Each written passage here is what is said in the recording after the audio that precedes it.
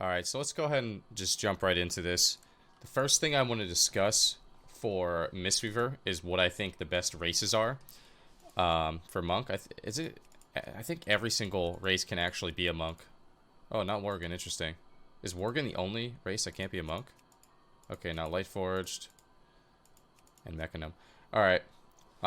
There's actually a lot of races that could be a Monk. That's kind of confusing, I guess, if you want to pick the best one for PvP.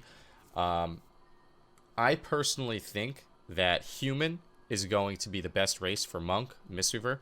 It allows you to play Relentless, which is obviously a really, really powerful way to be crowd control less, and then still give you that ability to break your stuns, and then also you get the additional secondary stats, which are, you know, more healing, or excuse me, more versatility and more mastery, stuff like that. So Human is overall a pretty good pick.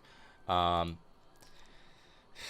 don't think Dwarf would be very good as a PvPer. I'm not seeing it. Night Elf actually has some pretty interesting things you can do because Shadow Meld is actually really, really good. One thing that you can do on a Mistweaver Monk is if you feel like you're a monk that is constantly struggling with mana, you could pour it away, Shadow Meld, go for a drink, and that's one way to kind of sneak away. I would not recommend Gnome. I wouldn't recommend Draenei. It can't be a Worgen. Panda, I've seen it before. If you want to be kind of like a more of a CC-centric monk, perhaps you get a second in-cap, and then maybe you could play sleep with it. And, you know, you could in-cap sleep, and then you could in-cap sleep, and you can in-cap sleep again. You know, kind of like rotate those in for a while. I don't really think it's that good, but maybe if Panda's good for PvE, it could be okay for PvP. I wouldn't recommend it. I would say Human is still definitely best above all. Void Elf's kind of interesting. You get like a second port. Maybe there's actually a situation in a tournament, if I'm getting trained by a melee cleave, I'd actually want to be a Void Elf. That's actually interesting. I haven't really put too much thought into it, but overall, I'm still going to go with Human. Coltirin, not feeling it. And then Mechanome is actually interesting because Mechanome actually has a big secondary stat increase, which I think gives you more intellect. And then the automatically heal you when you're badly damaged is really, really solid. I think it's a 3-minute cooldown, and it's like a cheat death, or maybe if you get to a certain percentage, it actually heals you for a bunch. So this could be something that's actually really, really good against Rogue Mage if you decided to play that trinket. Definitely something that is, in my opinion, strong. I would honestly, if I had Mechanome unlocked, I would actually potentially give it a try. I think it's pretty good. So I would say Mechanome and Human are probably the best. I think that Human is probably the best overall, though. So let's go ahead and jump in game here on the Monk. These are the topics I'm going to be covering today, so let's just go ahead and jump into Azerite traits. Azerite traits are obviously, you know, the new addition to the expansion. Unfortunately, I don't really feel like the Monk Azerite traits are that good. I feel like a lot of classes traits are like, you know, make or break. I feel like I can go to Arena and win games without traits on Mistweaver Monk. Generally speaking, the highest item level gear you have are good. But that being said, the pieces that I personally look for are Secret Infusion and Burst of Life, with the third best being what I like to think is Uplifted Spirits, just because Vivify is actually a pretty strong... it's a pretty strong point in your rotation where you actually have to cast at it quite a bit, but Burst of Life is really good because, I mean, Monk Cocoon's a 55-second cooldown, ton of healing. Secret Infusion is really good because if you want to do a little bit of damage, you can get that versatility. If you're trying super hard, you can try and go for like a Thunder Focus T RSK before you get stunned and maybe get that extra versatility for the stun.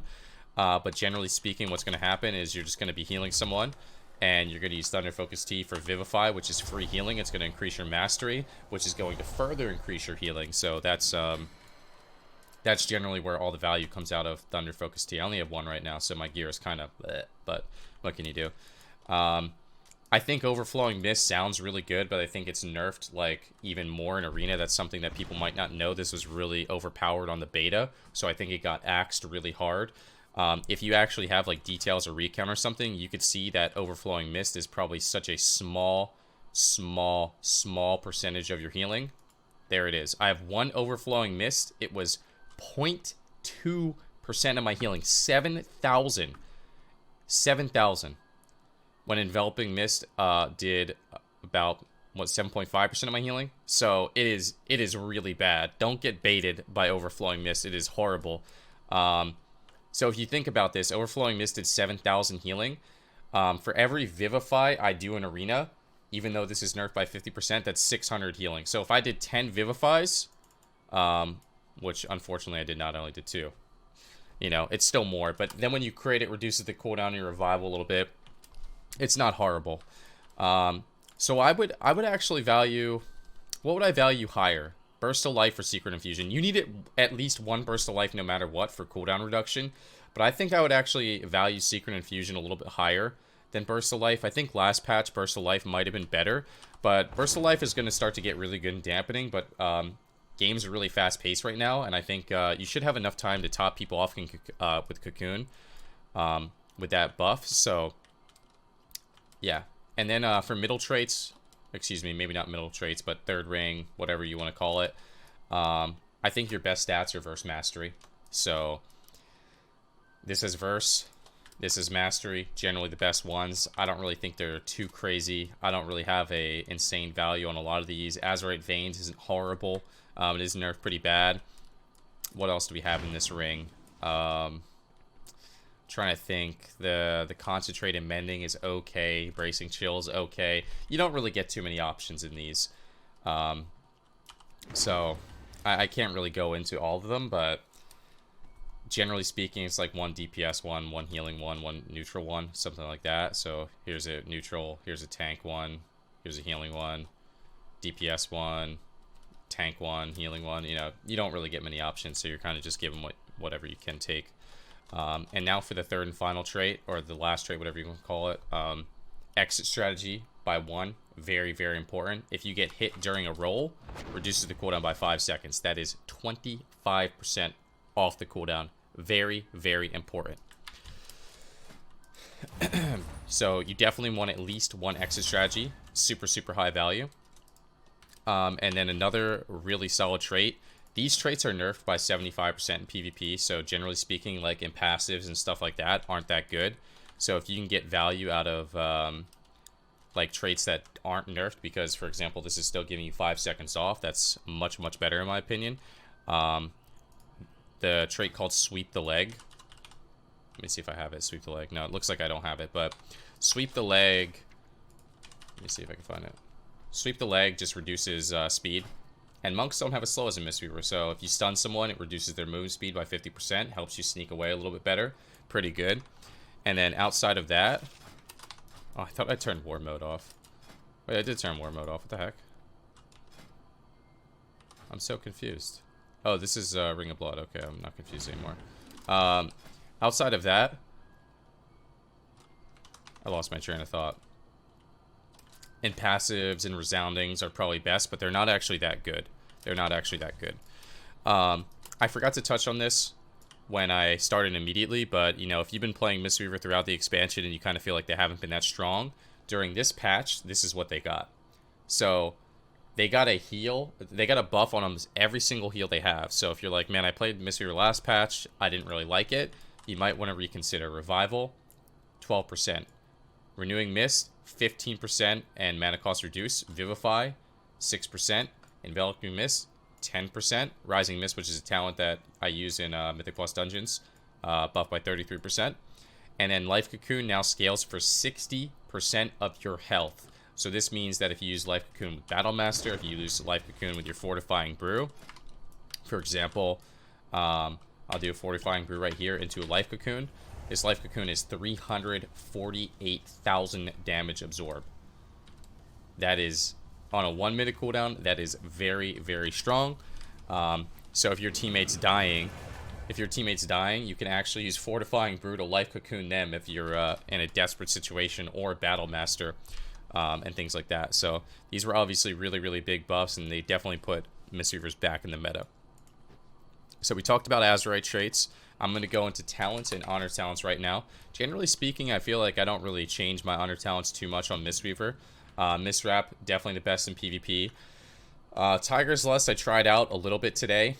If you're playing against a team that never attacks you, and even if you don't get attacked, Chi Torpedo still has phenomenal value just because it gives you so much mobility. And then after you actually get that mobility, you get the speed, so you can, you know, kind of get away from people quicker to maybe line of sight CC. Or if you want to go in for CC, But, you know, just for example, maybe if you want to break more Novas on your DPS or something like that, or you're playing against a hunter who's constantly rooting your DPS, because that's why I use Tiger's Lust today. Tiger's Lust, I'm not going to say is a bad option, but generally not the preferred choice. And I think Celerity is just generally worse than Chi Torpedo. Although I've never really tried it, so if you want to mess around with Celerity, and maybe, now that I'm thinking about it, Celerity with Exit Strategy could be kind of interesting.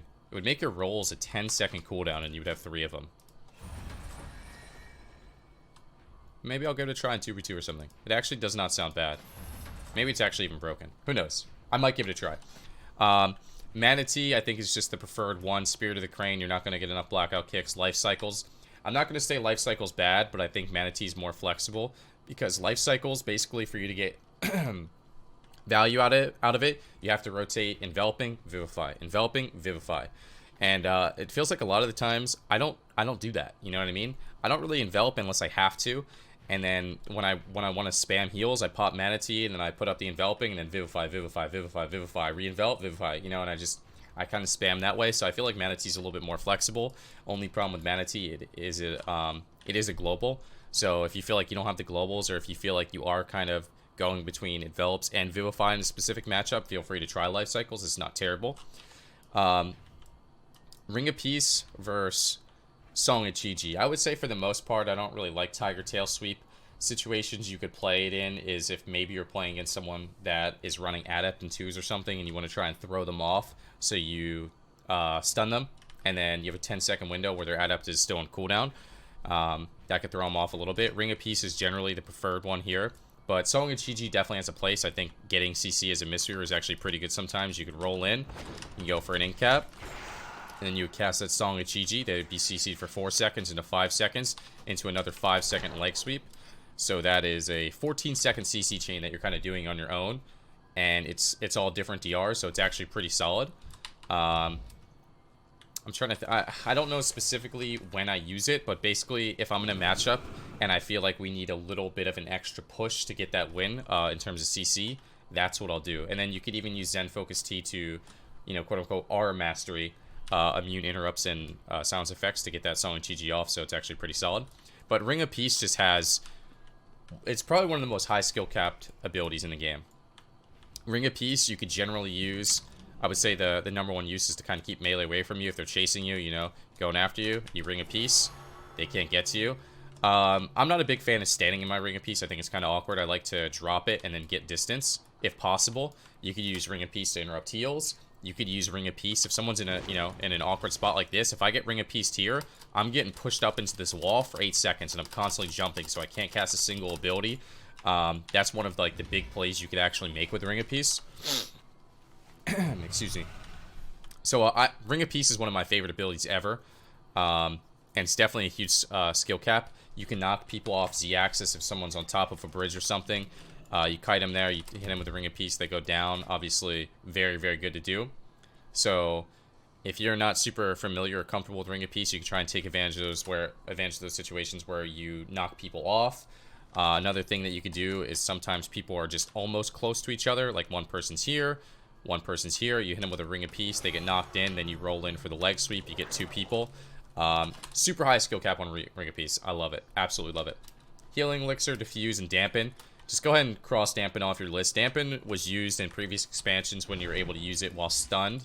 But now it's just too long of a cooldown. Doesn't do enough. Can't use it while stunned. I generally play Healing Elixir. I think Healing Elixir is really solid. It is just free healing. It's efficient. It costs no mana. There's no GCD. You come out of a CC, you know, at a really low percentage HP. You port, and then you can just double Healing Elixir immediately. 60k, 60k. It scales with maximum health, so if you have a Battle Master, if you have Fortifying Brew Up, it's going to heal for more, which once again, you know, very, very solid. Diffuse Magic I think is okay into comps like, I shouldn't even say okay, Diffuse Magic is good into comps like Destros and Fire Mages, if you're kind of the kill target, but generally speaking, I'll use Healing Elixir unless there's like 2 casters.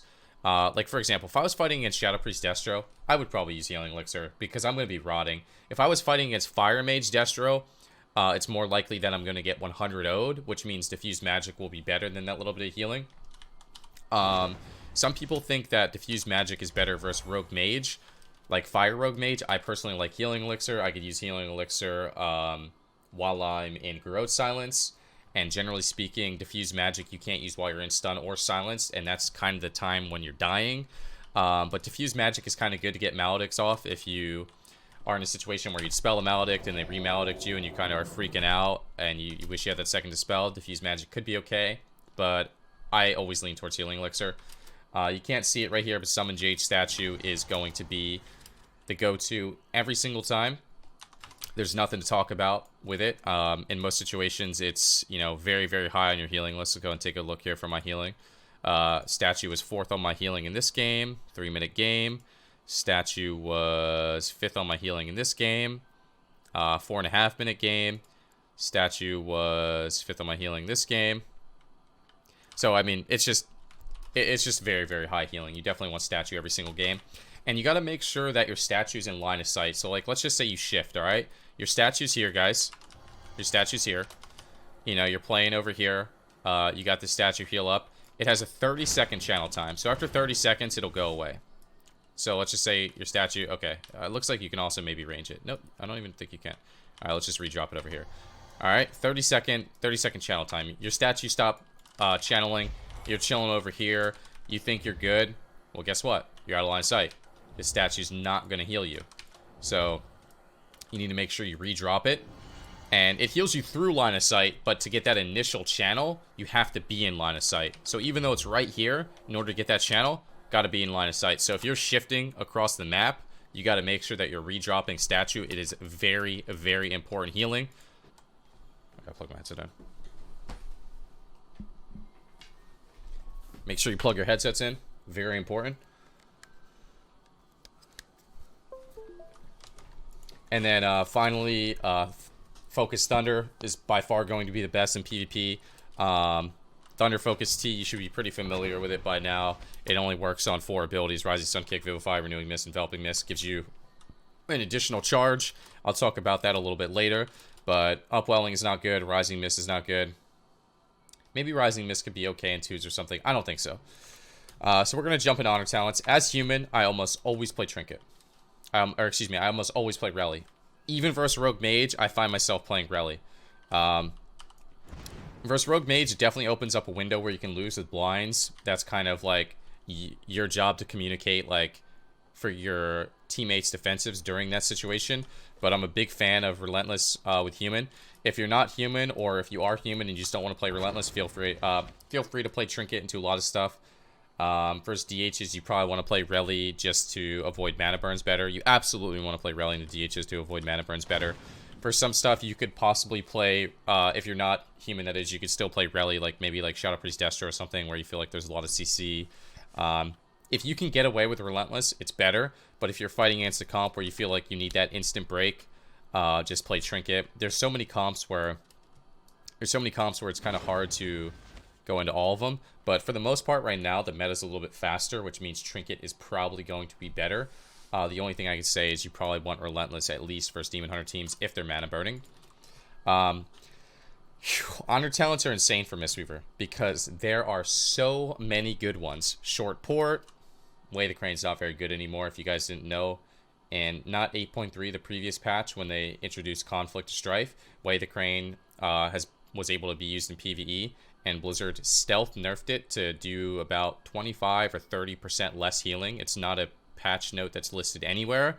It's just one of those things where it's like, oh, you can use it in raids now. We got to make sure we nerf that because it does too much healing. So Way the Crane got absolutely axed. When I play Conflict, Way the Crane is so bad that I basically never use it unless it is a dire, desperate situation. We'll talk about that later. Dome and Mist gives you Dispel Protection, which is really solid for Shadow Priest. And Arcane Mages. I would say for the most part for Shadow Priest you don't end up using Dome because there's better options, but for Arcane Mages it's completely viable. Surging Mist is just not necessary anymore. This was really overpowered a while ago, but I think they nerfed the healing and they increased the mana cost, so it's just an machine. Refreshing Breeze is pretty solid, and I think this might be something that's really underrated unless you're an RPGer and you use this in RPGs. Vivify is definitely one of your top heals, for sure. And one thing that I noticed or one thing that I'm experimenting with is going for a Essence Font with Mana Tea. So basically, Essence Font is really expensive. So when you go for the Essence Font with Mana Tea and you're playing Refreshing Breeze, it'll keep that Essence Font up if you're using Vivify. And Vivify is going to make you do double mastery. You see Gust to Miss, Gust to Miss. So it is actually a huge throughput increase if you can actually maintain that Essence Font on someone. So sometimes I play Refreshing Breeze, and then I'll go for an early Mana Tea into Renewing Mist, and then every few seconds I just try and keep Renewing Mist up on everyone, and then you Vivify, and it refreshes. And then you Vivify, you know, a few seconds later, and it refreshes. And it's just, the healing difference is so noticeable every time you're Renewing Mist, Enveloping Mist. Even, I'm pretty sure Master could just proc from straight channeling. There it is. It was Gust to Miss right there. So it's a huge HPS increase if your team's kind of getting rotted, or even if you need single target. Very, very strong. I kind of skipped over Counteract Magic, but I'll keep going down the list for now. Healing Sphere is something that I find specifically useful only into Shadow Priest teams, but it's really hard to find. It's really hard to find the Honor Talent slot for him. But basically, you just drop orbs constantly. I would say that Healing Sphere is only going to be useful if you're playing like a team or a comp that is training Shadow Priest. If you have a Rogue on your team, or if you're playing like Windwalker Decay and you're training Shadow Priest, and you're just rotating interrupts and stuns on that Shadow Priest, and if he finally gets dots out, you just throw down a Healing Sphere and it rips him off, that's going to be really tough for him to deal with. Grapple Weapon's obviously good into any melee, taking that weapon away, but, you know, it's very, very hard to find the slots. So Chrysalis reduces the cooldown of Life Cocoon by 45 seconds. You put that in your Honor Talent, and you never take it out. You never take it out. This, with one Burst of Life, gives you a 55-second cooldown on Life Cocoon. That is absolutely insane. It's your best button you're going to have in Arena. So basically what happens here is you only have 2 Honor Talent slots to play with. So when I play against Rogue Mage, if I'm playing against Rogue Mage and they're not going me, I'll play Arm Mastery, I'll play Counteract Magic, and we're not even going to talk about Chrysalis because it's always going to stay in.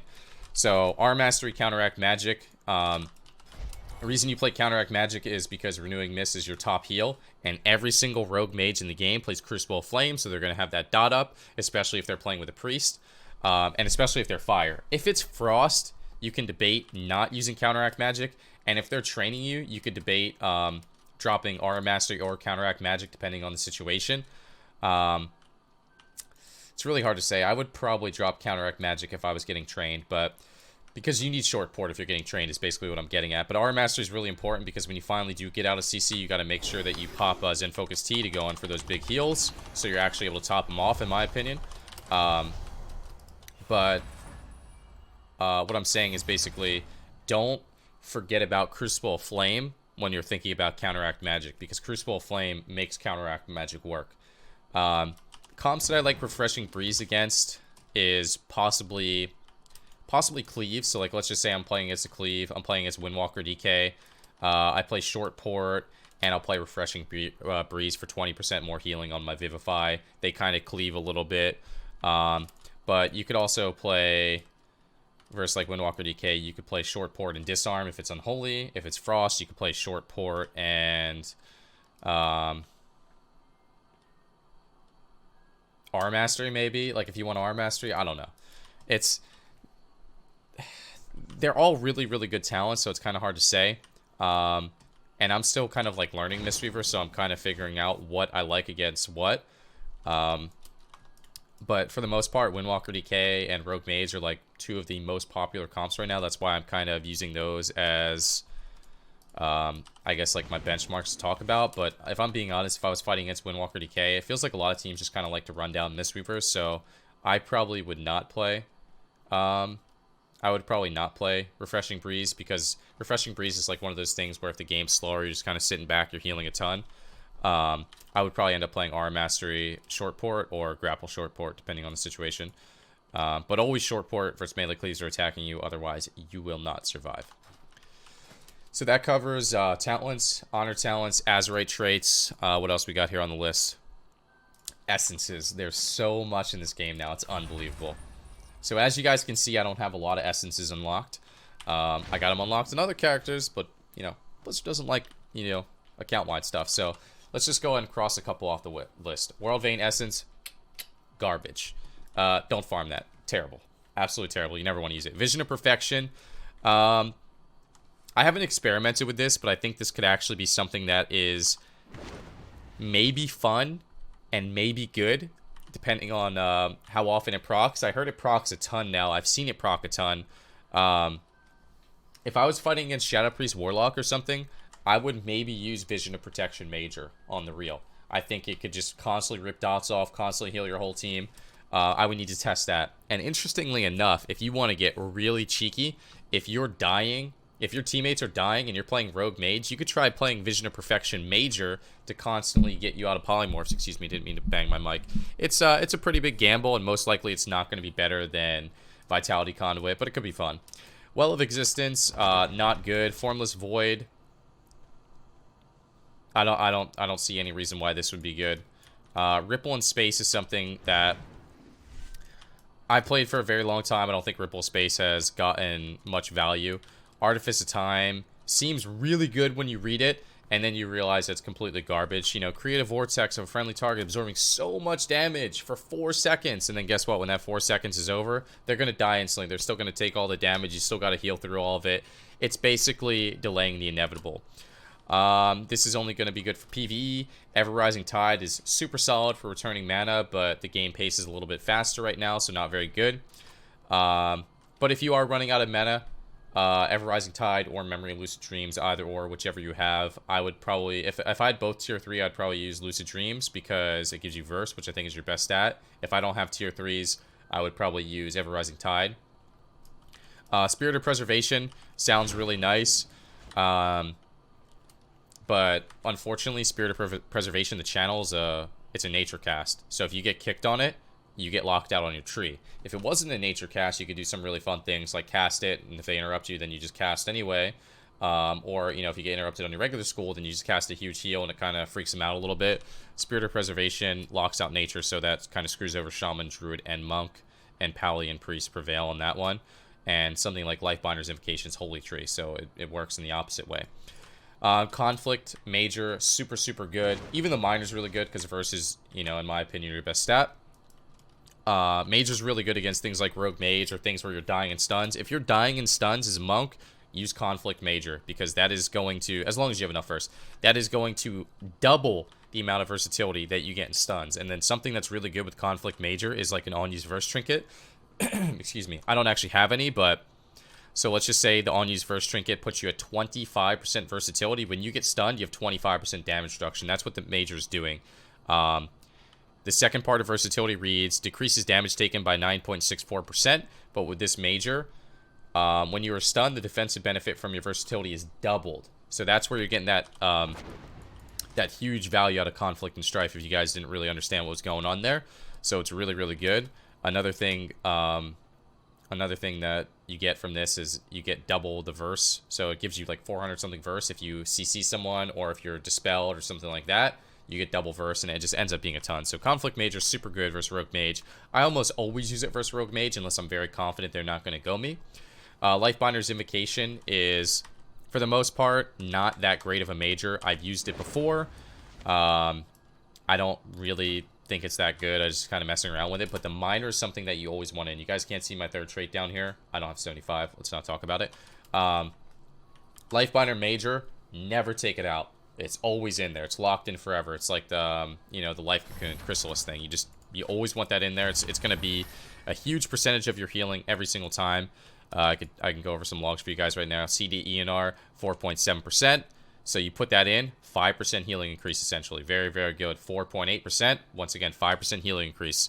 It feels really good to, you know, just have 5% healing from. Wow, I'm actually really surprised that this did more. Yeah, it feels really good to have that. I think this is RNG though. Ancient Flame. Let me check this real quick. Hold on a second. Because Ancient Flame's normally not that high. I'm actually very impressed with that Ancient Flame. Hold on. Ancient Flame's... Oh, wow. Ancient Flame is actually maybe just as good. A little bit worse here. Generally, Seed of ENR is always going to beat out Ancient Flame. I think Ancient Flame is a little bit more RNG, and it also is dispellable. So I don't actually have this fourth one.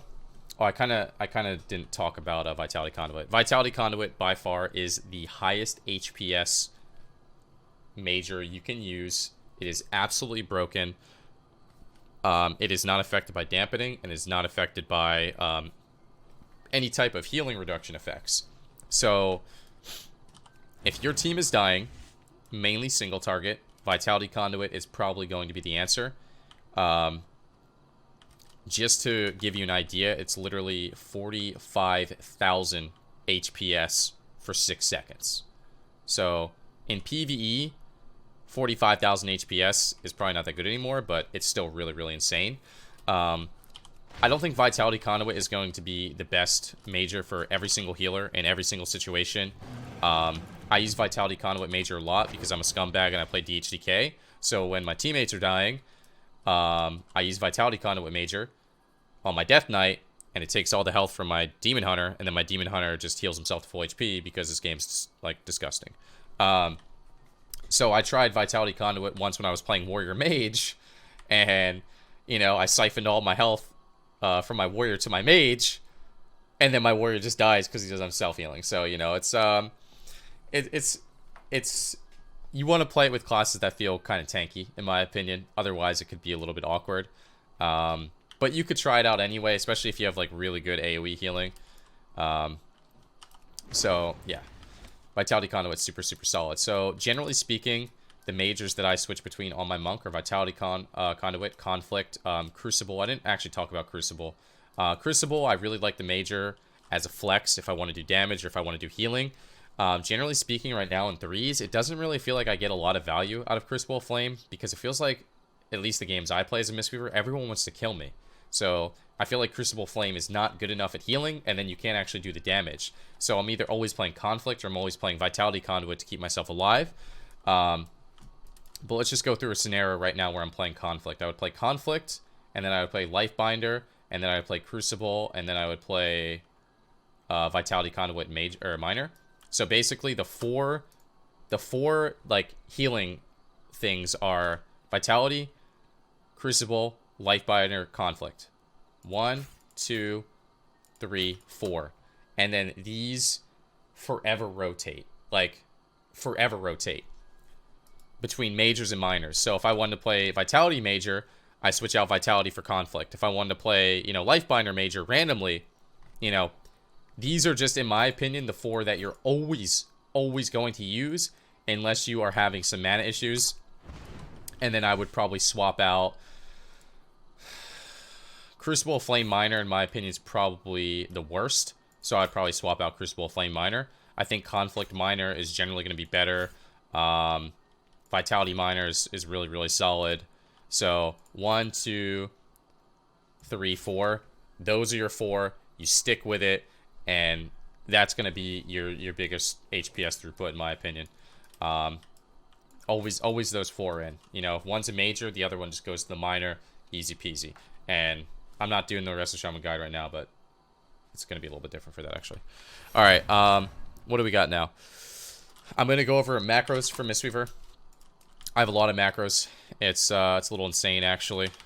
I do this every single time. I'm going to try and fly through these a little bit because, honestly, if I ever did a Mistweaver guide before, they're all the same. I don't really change my macros. So I'm going to talk about the first macro that I actually think is a game changer for Mistweaver, and it is the Cancel Aura roll. And if you didn't know about this macro will change your Mistweaver gameplay tremendously, okay? So normally, that's how far you roll, okay? But if you're this close to someone, and you want to leg sweep, and you're just chasing after them, and it's staying at the same distance, you know what I mean? You have a macro that could cancel your roll. So if I want to leg sweep this guy right here, roll, leg sweep. You stop right on top of him. Instead of going the entire distance where you'd overshoot. That is by far the most important macro for Mistweaver. And it's very simple. It's just /cancel aura chi torpedo. I think I don't actually have it because I haven't actually updated it yet, but cancel aura chi torpedo should be in every single ability you have. I want it in Life Cocoon, I want it in Paralysis, I want it in ROP, I want it in I want it in leg sweep. I want it in port. If I'm ever in a situation where I need to cancel my roll, you know, I've almost died in... I probably have died in rolls. I just can't remember it. But the other day, I almost died in a roll, and I was spamming Life Cocoon. You know, the other day, I was trying to incap someone around the corner. I sneak around the corner, and I keep going, and he gets a CC on me first. So that's a super, super important macro that I absolutely recommend. If you guys ever play Disc Priest, this is a really simple macro. Basically, it's help harm. If I'm targeting myself, I Soothing Mist. If I target an enemy, I Crackling Jade Lightning. It's very similar to Penance. That's where I got the idea of the macro. In my opinion, this just saves you a keybind. Pretty nice. I use the spell party 1, 2, 3, as well as myself. Pretty standard macros. I would suggest using these as a healer no matter what, because there's sometimes you're doing so much, and then your partner's in a Nova, then you got to target them, and then you got to dispel them, then you got to retarget who you were targeting before, and it just saves a whole bunch of time. This is Arena 1, 2, 3 Paralysis. This is a placeholder for Tiger's Lust. We don't need to worry about that. I have a target player equals Soothing Mist. Not super needed. Tiger's Lust macro, Tiger's Lust macro, Tiger's Lust macro. I don't know why I have so many. I don't even play it. Arena 1 Paralysis, 2 Paralysis. I use this for all my CC. Arena 1, 2, 3 Paralysis. I have Arena 1, 2, 3 Clone. Arena 1, 2, 3 Mind Control. Don't ask me why I don't have Arena 1, 2, 3 Hex. It's just the way it works. Then I have a Focus Paralysis. I literally don't even know why this is a macro.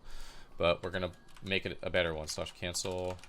Let's cancel our Life Cocoon. Now that macro serves a purpose, chat. Poggers. No idea why this is a macro, but okay.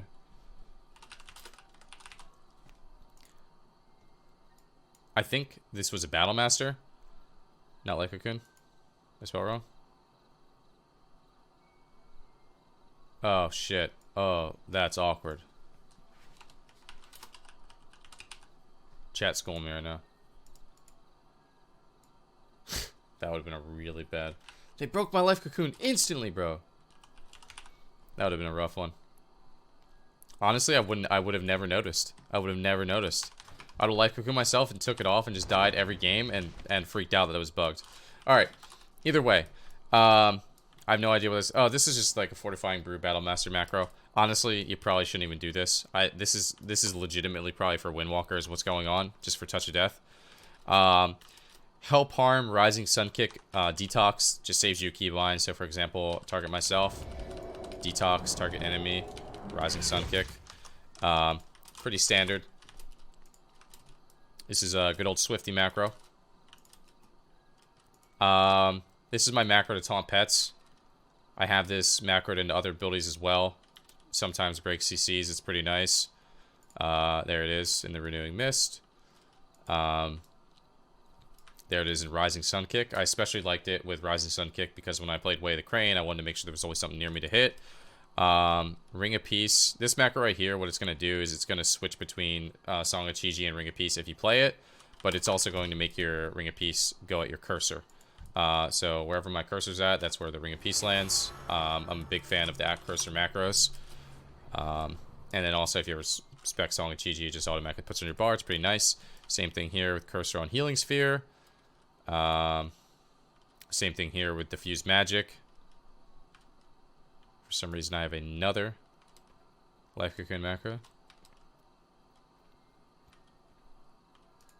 Is it the Chi Torpedo macro? And then these are all a bunch of UI macros. So nothing too crazy. The only thing that I would worry about is, well, you can take whatever you want, but you definitely want to cancel our Chi Torpedo. It has a ton of purpose.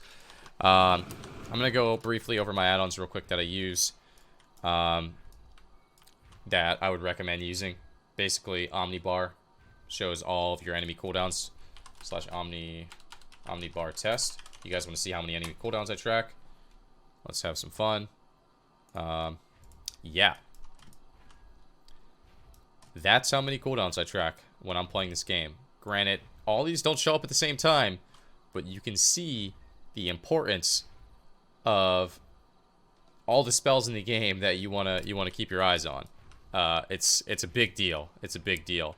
So if you want to start off low or slow, basically interrupts, crowd controls. If you want to get more advanced, I do interrupts and crowd controls, and then also big enemy cooldowns. So that's pretty good. And then Trophy GC, it's not for you. I use S Arena to move my thing over, my arena frames over. I think my dog's gotta go to the bathroom. And then one thing that I can recommend as well, especially for someone that plays with a lot of people, like a lot of people that like you play with different people. Arena Team Tracker is going to show your friendly cooldowns. So it's something that, you know, if you don't have insane synergy, you could just kind of place it wherever and you look at it and you're like, oh, use evasion, because you know he has evasion. And then if he says, you know, you could show kicks too, you'd be like, yo, could you have kicked that poly? And he'd be like, no, man, I didn't have it. You could be like, son of a bitch, I know you did. Boot him. So Arena Team Tracker is probably a pretty good one, especially if you're playing with like pugs all the time. All right, we did add-ons. Okay, now I want to talk about stats. I think stat priority for Mistweaver is versatility, mastery, and then crit, then haste. I don't have a huge value on haste because Mistweaver is one of the things where you don't really cast. You know what I mean? Like, it just feels like soothing mist to soothing mist, and you just kind of spam into it. Mastery is really, really good for your healing. Versatility is good for damage reduction and healing. That's why I value it highest. Mastery second highest, and crit. So you want to look for those high mastery pieces into high verse into high mastery pieces. But if it's like verse crit, don't be discouraged because that piece is still completely fine in my opinion. So fortunately, Blizzard actually added a nice new staff for the PvP. So if you didn't know, this is new. Definitely want to grab it. The first week's cap. Now I want to talk about trinkets. So trinkets are very, very important for healers. And trinkets that I would recommend is, surprisingly, there was 2 new trinkets added in this patch for PvP. And Gladiator's Breach is one of them. It's a very, very interesting trinket that I cannot show you how to use because you need an enemy player, otherwise it would break the game. But basically it puts a void on the ground. You go through that void, and the only thing that could get you out of that void is if someone else is playing a breach trinket, which is very unlikely, if a hunter flares you, or if a rogue has a vendetta on you. So if you jump through this void, you press it, it's a small cast time, you right click it, you jump through for 8 seconds. For 6 seconds, you're really fast. You don't want to cast any spells because it knocks you out. So like, let's just say you void here. You could run over here in stealth. They don't see you. You come out, you toss out some heals. Super good trinket for surviving, in my opinion. Good against Rogue Mage, good against Cleaves.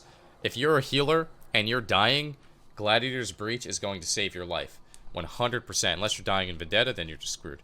Rogue Mage, by the way.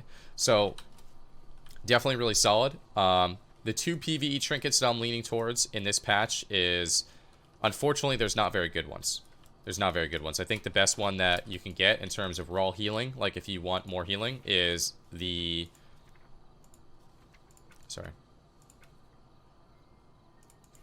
Revitalizing Voodoo Totem. You can get it from, I think 460 or 465 from actually just spamming the key at 11 or 12. I'm not actually sure on that. And then you can get up to 475 in your chest. So this is the only healing trinket that actually has scaled. What's that thing called? The Ward? The Ward didn't scale. So Ward is kind of out of the meta in my opinion. HP pools are going to be way too high. Damage is going to be way too high. And then what other ones did people use? I don't even remember. Oh, Egg Sack. If you have like a 445 or 450 Egg Sack, I think that's going to be okay for a while. So a Mythic Egg Sack is probably still fine if you're looking for just straight up healing. Unfortunately for me, I only have a 430 Egg Sack, but I do have a 450 Egg Sack on my Shaman, so that'll probably last me a good bit. So my Shaman, I'm probably looking for ideally like Egg Sack and Revitalizing Voodoo. But I would probably replace the Egg Sack for like a Gladiator's Breach if something was like training me really hard. Because Gladiator's Breach is just, it's really, really solid. And then from the new raid, there is the Forbidden Obsidian Claw. This is an offensive trinket, but it also does restore mana. And it doesn't actually say it, but when it reads Drain the target's life force, the Drain actually heals you as well. So you can kind of use it for a little bit of healing, self-healing.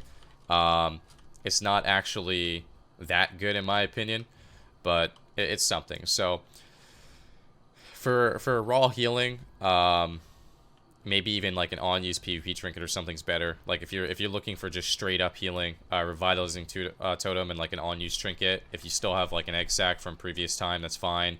I think the Ward is going to be out of the meta completely, unless someone gets like an insane Titan Forge. I don't even know what item level it can go to. I thought it was only 425, but maybe if it goes higher, like 445, you can do that.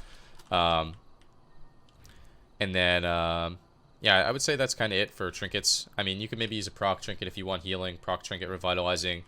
If your healer gets attacked, you could just use breach revitalizing. This isn't really that good, in my opinion. Like, it's good for damage, basically. If you want to play offensive, if you're a Disc Priest, if you want to play offensive, it's great.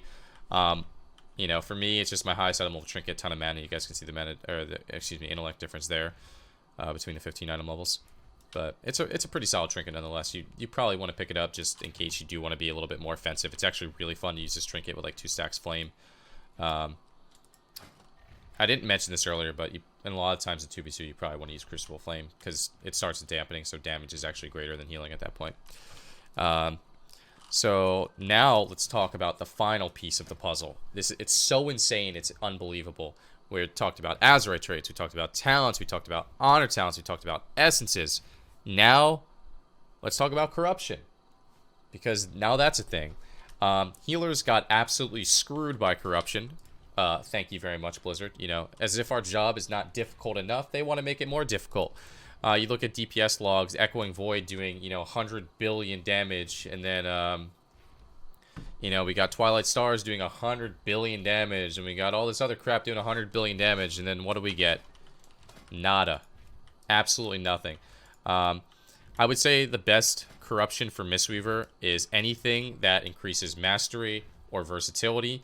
There is, I'm actually using these bracelets on my monk. This is a flat versatility gain. Not bad. This works with on-use trinket. This works with conflict. It works with everything, so it's pretty solid.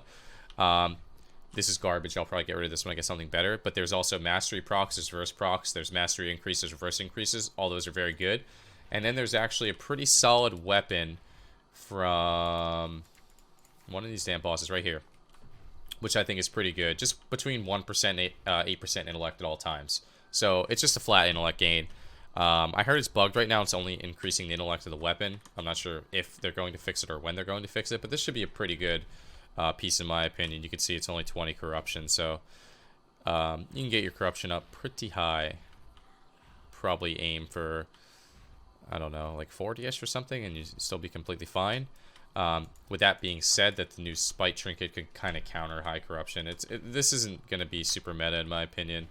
If you're playing against someone with a ton of corruption, you could try and kill him with this, I guess.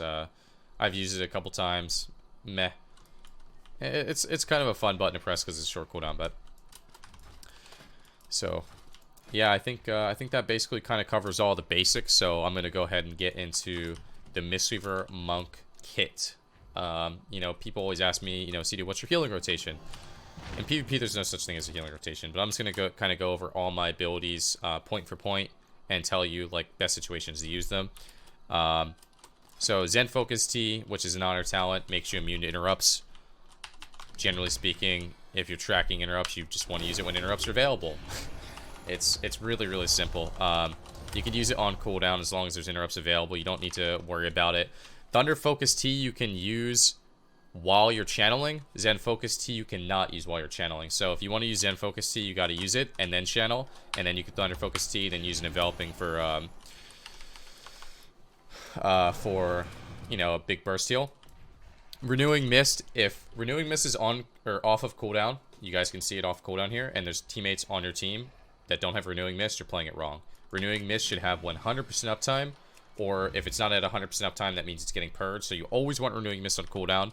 Enveloping Mist is a bit on the expensive side, so I would try and say, like, not to use Enveloping Mist too much. You want to use it as, like, you know, you need the healing type thing, maybe when they're like 50% or something. You don't want to really just keep someone topped, because that's overhealing by a lot, you know what I mean? People tell me all the time, they go like, Cdew, I'm always going on Mistweaver, maybe you're enveloping too much. I would say try and slow down on it. Thunder Focus Tea is kind of the center point of Monk right now. There's 4 options you could use with Thunder Focus Tea. Enveloping Mist, which is actually a really big heal, you guys can see on the right here, immediately heals for 4100. That is an important option, because Mistweaver Monks feel like they don't have really good burst healing. But if you come out of a CC and you instantly, you know, Thunder Focus Tea into an envelop and you get that 4100 out immediately, it's going to be noticeable. If you're not using Thunder Focus Tea for enveloping Mist for burst healing, you're doing it wrong. Then you have duration increased by 10 seconds with Renewing Mist. This is an option that I don't do often. Very rarely. You have to be playing against a team with absolutely no dispels. And then if that's the case, you could Thunder Focus Tea a couple Renewing Mists and get them out for a longer duration.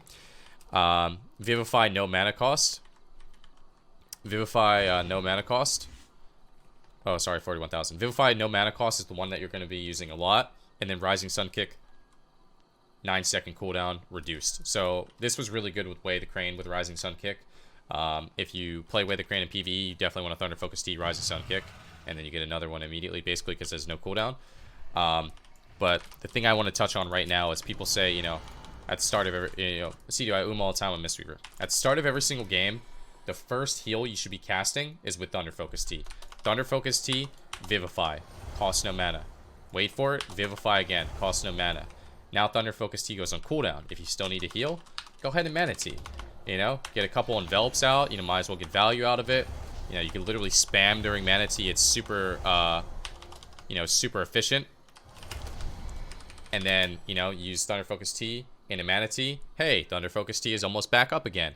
So you want to use TFT on cooldown for either free healing or for burst healing.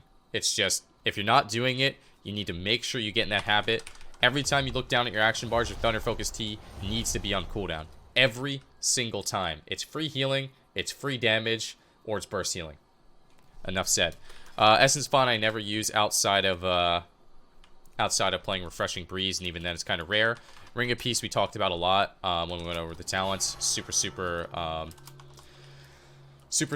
strong ability you can use to box people out.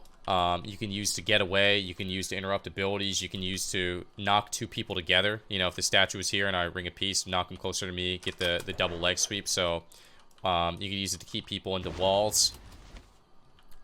You could use it to knock people off Z-axis, really solid. Paralysis is something that, generally speaking, you kind of use to, I would say, start the chain. Most people do paralysis in the leg sweep. You can simply do paralysis just to kind of get distance from people. You can do paralysis, let's just say you're fighting against a rogue mage. You could literally paralysis the mage. Counterspell available. You get to free cast a little bit, trying to think of ways that you can use these CCs to their maximum, I guess, like the maximum benefit. Same thing with leg sweep. Sometimes, I was fighting a warlock earlier today. I literally rolled up on a warlock, and I leg sweeped him and his pet. And then there was no spell lock available because the pet was stunned. Rising Sun Kick actually does a lot of damage. If someone's getting killed and you're near them for Rising Sun Kick, use Rising Sun Kick. It absolutely pumps. Crits of upward of like 20, 25,000, 30,000, something like that. So it's really, really solid. And Mana Tea, obviously, kind of want to use it on cooldown. See, Mana Tea and Thunder Focus Tea had, I don't want to say a weird interaction, but used it a lot differently with Way the Crane because you wanted to Way the Crane with Thunder Focus Tea and you wanted to Way the Crane with Mana Tea. So when Way the Crane was more viable, it felt like you were holding on to these for a really long time. So that's why you went We discussed orbs already. I would recommend only playing them into Shadow Priest, and even then I wouldn't recommend playing them unless you use you're playing like a melee cleave train the Shadow Priest so you can stop a lot. Crackling Jade Lightning, one thing that you want to make sure you're doing in Arena is you kind of want to crackle or RSK whatever is the main target. That way you put up your physical damage debuff. If you guys weren't aware about it, you should be, but anytime you attack someone, you put up 5% physical damage. This is something that I'm actually not that good at, but if you're playing with a warrior, I play warrior DH, this is literally just free 5% damage. So every 15 seconds, you could just literally crackle someone for a millisecond. You could RSK someone for a millisecond. If you're playing Crucible of Flame, you could even shoot your flame. And that'll put up the debuff for 15 seconds. So it's something that you definitely want to look into. And I didn't talk about it, but Soothing Mist is obviously the center point of all your healing. You are not doing any healing without Soothing Mist. You always are channeling this with Envelopings, with the Vivifies on your main target. And one thing you want to make sure that you do is if you're healing spread, obviously Vivify heals multiple people that have Renewing Mist, so you kind of want to have those Renewing Mist spread out. Like, you don't want to keep Renewing Mist the same person. Obviously, you want to have HOTS spread out on every single person that is taking damage. Life Cocoon, obviously, huge shield. Fortifying Brew, health increase and damage increase. One thing I'm not actually sure about is if Fortifying Brew increases your HP immediately. Let's find out real quick. I don't think it did. So yeah, that's kind of what I thought. I don't think it increases your HP immediately. It's not like retroactive, but you can fortifying to increase your healing of healing elixir. These healed for... Oh, my fort brew must have fell off. I was gonna say they healed for 60k earlier, but that'll increase your healing elixir healing. It'll make your life cocoon bigger because it's all percent based. Healing elixir is percent based. Life cocoon is percent based. Revival works out of line of sight. Works in smoke bomb. It's going to dispel everything. One thing I try and do before I revival, especially for taking spread damage, is I want to get a couple envelopings out. So revival is benefited by enveloping, which means the revival will heal for 40% more. Definitely something that you want to do. Rolls are obviously great mobility to get in, to get out. Generally speaking, you want to make sure that you have a port like away from the way that you're rolling. That way you want to get distance from your port, and then you're able to port away. Pretty solid. What is Shift T? That's my way to crane. Grapple weapon. I didn't really touch too much on grapple weapon, what I think you can use it against. I really like grapple weapon against rogues if I can. But generally speaking, I don't really get to play grapple weapon unless I'm not the main target, because if I ever am the main target, I will generally play short port. And short port seems to be the go nowadays. But I love grapple weapon, especially in 2s. So like versus Rogue in 2s, I'll play grapple short port. Versus Death Knight in 2s, grapple short port. And you can just disarm kidneys. You can disarm unholy frenzies. It's a really, really solid option. And yeah, I mean, just super strong. I actually have grapple 1, 2, 3. These are my spell macros. These are incap macros. We talked about statue in terms of positioning. One thing that is very, very important to do as a Mistweaver at the start of every single game, especially Rogue Mage, you get statue down, you get port down, and then if you're not doing this, you want to make sure you're doing this, you need to get the statue active. You need to channel that first Soothing Mist so you have the healing from the statue in the opener. If you're dropping the statue and you don't start your first Soothing Mist channel, then you're not going to get healing benefit out of it. And make sure you're doing it in line of sight. We already talked about it, but let's just say you statue, you port, and then you Soothing Mist out of line of sight, your statue's not active. You got to walk in a line of sight and then get it active, and then you're chilling. It lasts for 30 seconds, and then you're all good. Let me check the right side of my action bars just to see if I'm missing anything. The standard rotation for damaging is RSK into triple Tiger Palm into Blackout Kick that'll proc 3 times. And then hopefully it resets your RSK. If you want to get really, aggressive, you can Thunder Focus T, RSK, Tiger Palm, RSK, Tiger Palm, triple Blackout Kick, and then hopefully that resets your RSK again. I am not near target dummy right now, so I can't actually show that to you, but it's really simple. Thunder Focus T, Rising Sun Kick, Tiger Palm. So you have 1 stack, Rising Sun Kick, Tiger Palm, 3 stacks, Blackout Kick, and then hope it resets, and then you do a triple Rising Sun Kick. Teachings of the Monastery is what gives you the stacks. 15% chance to reset the remaining cooldown on Rising Sun Kick, and it hits 4 times. So, not bad. Roll the odds there. Roll the dice there, excuse me. And then, are we missing anything? You want to make sure you have your cloak bound in PvP, just in case you get screwed by corruption. Even if you don't have a lot of corruption, if someone's playing the Spite Trinket or something, they could try and gib you. But other than that, I mean, I think that kind of covers everything in terms of abilities. I didn't touch up on port because I'm going to do what I would like to consider like I hope to be a very, very helpful guide on port positioning. We discussed mana management a little bit. It's all about, Thunder Focus T and Mana T. One thing that I will tell you is when you Soothing Mist someone, it puts you in combat, but it doesn't keep you in combat. So, like, let's just say I'm healing someone in the middle of the map, or like, let's say I'm over here healing someone far. I Soothing Mist, I'm in combat. In 6 seconds, while I'm channeling this Soothing Mist, I'm going to fall out of combat. So right now, out of combat, port drink. So if you want to be really sneaky, Soothing Mist does not keep you in combat. So you can look for a drink while you're channeling Soothing Mist. You'll fall out of combat. As long as you're not using Enveloping or Vivify, you have to just be doing the plain Soothing Mist. so you can put your port in a good position to try and get drinks. Another thing that you can do is you can in-cap and ROP. Those don't put you in combat, so if you notice yourself out of combat, you could in-cap someone, you could port back, let's just say I'm ported back, and then you could literally just ROP and drink. So he's in an in-cap, now he's ROP'd, he's got to take the time to go around and come and get to you. ROP doesn't put you in combat, in-cap doesn't put you in combat, so those are cheeky ways to try and get some drinks. We talked about CC a little bit, your in-cap, your leg sweep, Song and GG if you want to play it, pretty long chain. Now I want to talk about what is my favorite part of Mistweaver, and it's ports. So I'm using Nagrand here as an example because this is just the most, I don't know, fair map. Generally speaking, every single game, port left side, port right side, go opposite side. It's very simple. You generally don't want to like run into the middle of the map, but if it's a melee cleave, you can. But this is kind of like my rogue mage opener, I guess. You could stand on your port if it's a melee cleave. It doesn't really matter because, generally speaking, you know, porting onto, you know, porting from distance is going to be your go-to, and then people want to redrop their port.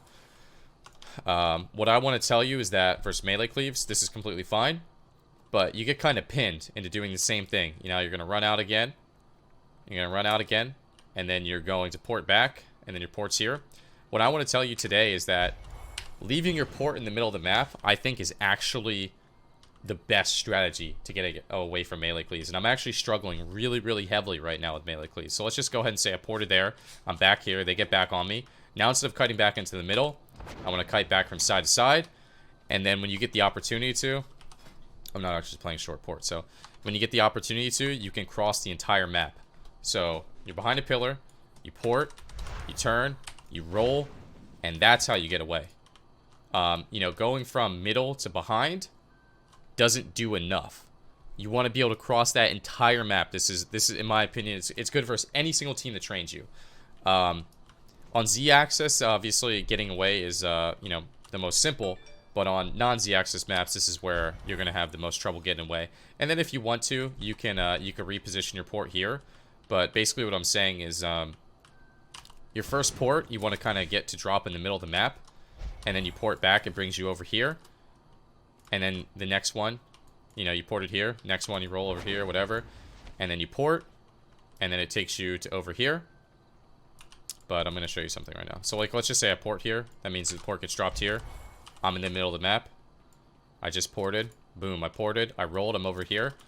And if you leave your port there, the next time you're in trouble, you can kind of do the same thing, but it's opposite. You roll into the middle of the map, and then you port, and you're super far again. So, it's just like, you know, it's all about really, really good port management. So now you can do the same thing once again. The port's there, and you just get to cycle back and forth and back and forth. Most people just immediately redrop their port. I'm one of those people. And this strategy is only good if you're getting trained, by the way. Like, first, a lot of stuff, you want your port far back so you can avoid CC. You can maybe sneak away and get drinks. But if you're getting trained by melee cleave, if you're getting trained by rogue mage, I'm telling you, the far port positioning it's a game changer. A lot of times I get trained by rogue mage. If my port's here and I'm over here, I port over here. Rogue sprints at me, he's back on me. If my port's in the middle of the map, I'm going to be able to port. And it seems really sketchy. I'm going to be able to port, obviously, and then just roll. And then sprint's not going to cover that distance, you know what I mean? And then he's got to also cross the entire map to get to me. And leaving your port all the way back there could be a little bit sketchy because it's super far. So, like, for example, if I want to roll into range, let me see if I roll into range from here. It's like 1 or 2 extra steps. But then it's also, you know, it's a lot. This is like literally the max distance. So if you leave your port there from that port. So port positioning is really, really prime. I want to talk about, I don't like have a perfect screenshot by any means. So I'm going to show you my insane paint skills. Hook point is generally, you know, wood, and then it's pillar, and then pillar. I generally like to use, you know, port here, and then I play like over here, and then I port back to over here. Or you could do the general like port here, and then you kind of play in this area. If you're trying to avoid CC, then you just port back. Or you can do a port here, and then, you know, if the fight's over here, you can just kite over here. People get to you, port back over here. Hook point is by far the smallest map. Something that I actually found to be a really good port in the opener is this is the starting entrance. You can, at the very start of the game, run out, put like a port right here, run back in. And what this does is if DPS come in to attack you, you can immediately just port, ROP the room so they can't get out, and then roll and get positioned to the wood. How do I clear this? I have absolutely no idea. Let's just close. So, very strange. Like, this is obviously probably a little bit confusing, but I don't have access to, like, an overview of every single map, and honestly, that would take a lot of time. Magumbala I can actually get to, but Magumbala's best port position is, you know, behind the big-ass pillar in the middle.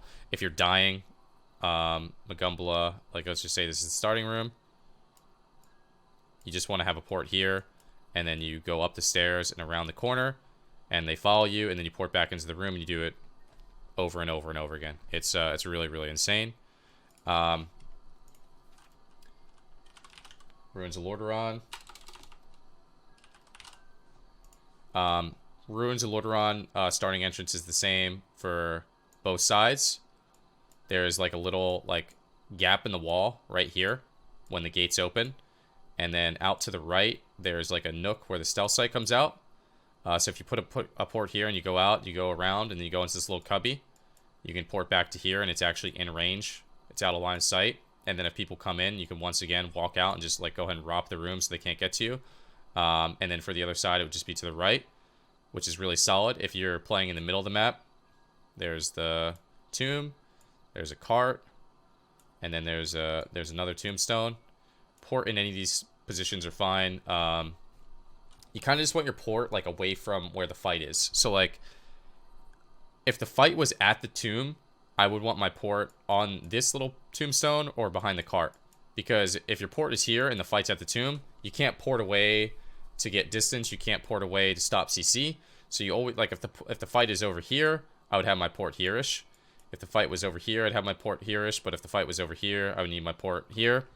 You always want a different port positioning. Someone said something in the chat. It's actually important. You have to drop your port after the gates open. Port positioning on Tiger's Peak, actually. On Tiger's Peak, I actually randomly had the most insane port positioning. It was just on the two platforms, and it was kind of based off of what I just showed you guys here. So basically, there was a big ass platform here, and then there was a big ass platform here, and then basically, my port was like randomly in the middle of the map, and I ported from here to here, rolled, and now my port was here.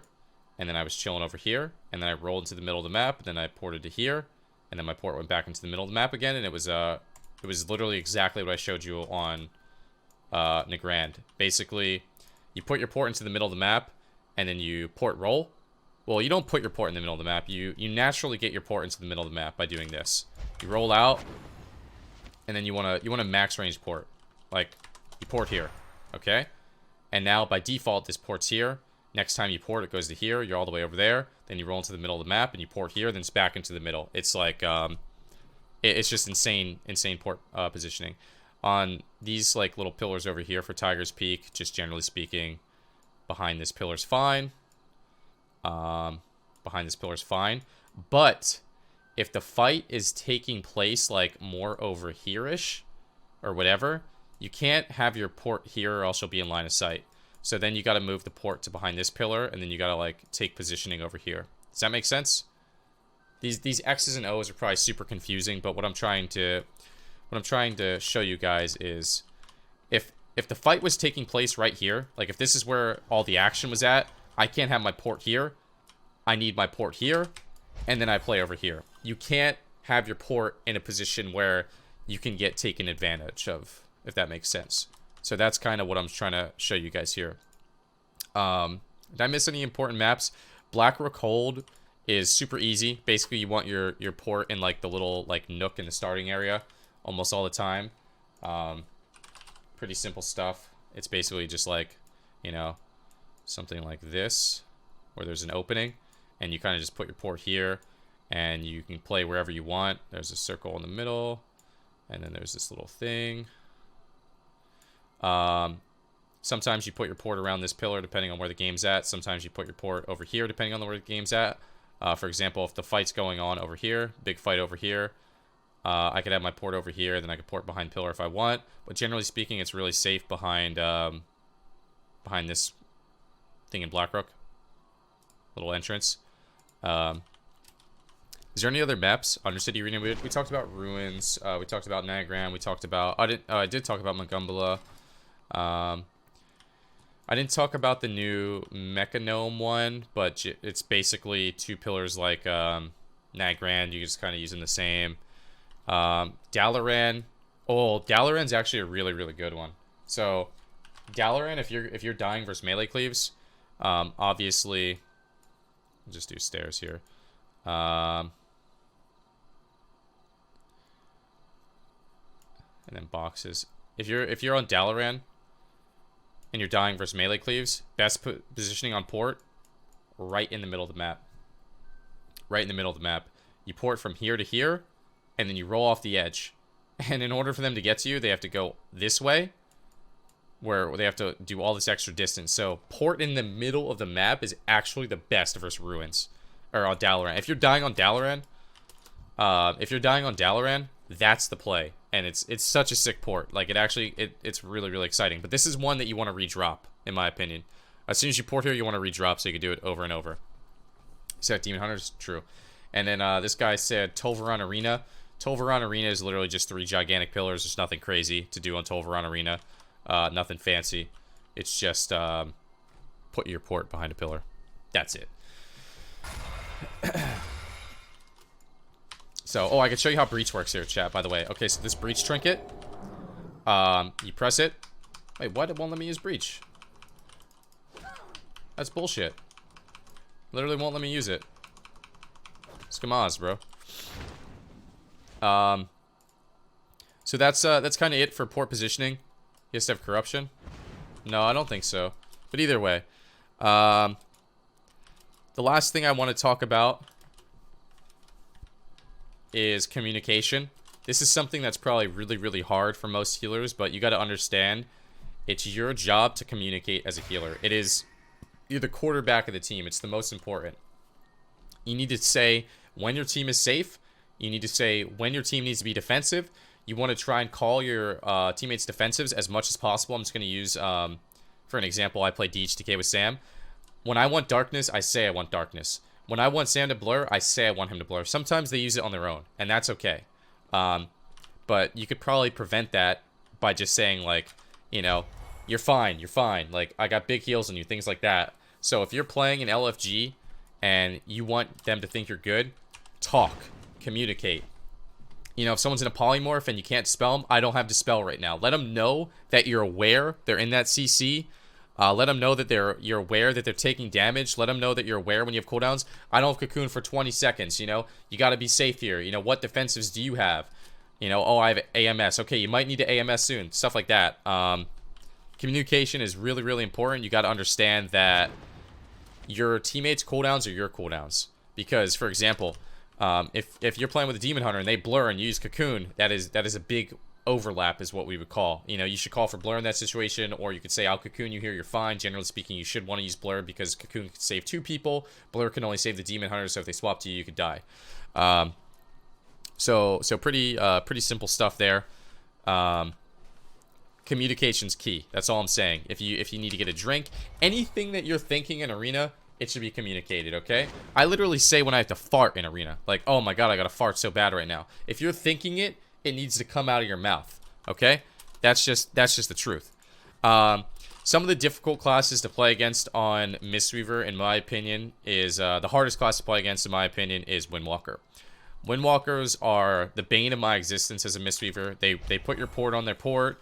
They can mirror your rolls. They can ROP your ROPs. Basically, they are the counter. So if you're like, okay, I'm just going to port, boom, they're on you. Okay, I'm going to roll, boom, they're on you. I'm going to roll again, oh, they're on you. If you're struggling against Windwalkers like I was, basically what I started to do is I'm trying to save one roll for Fist of Fury. That way, if he wants to roll after you, it cancels it. I try and in-cap before I port. That way I get a second or two of breathing room. to get some heals off when I actually port. I don't try and stand there when I ROP. I try and use ROP to, like, get away. So, like, if the Monk's chasing me right here, and I ROP like this, he can't instantly, like, ROP my ROP. He's got to, you know, make a weird, awkward way to go around, or he's got to go around this way and then ROP me the other way. I'm going to go ahead and ban Beat. Oh, my God. I literally banned 3 people besides Bean. Oh, my God. I banned Moobot. Oh, my God. F's in the chat for Moobot right now. But I think that basically wraps up. Oh, also Mage Rogue is generally really difficult for Monk. And Mage Rogue is super meta right now. So have fun. I think that Monks are either the best or second best healer right now. I think overall they're the strongest healer, but I think that Druids are still going to be the best healer with the comps that they have, aka Rogue Mage Druid and MLD are still going to feel damn near untouchable in my opinion. But I don't think that Druids are a better healer than Monk. I think overall Monk's better, but Druid just fits better into those comps.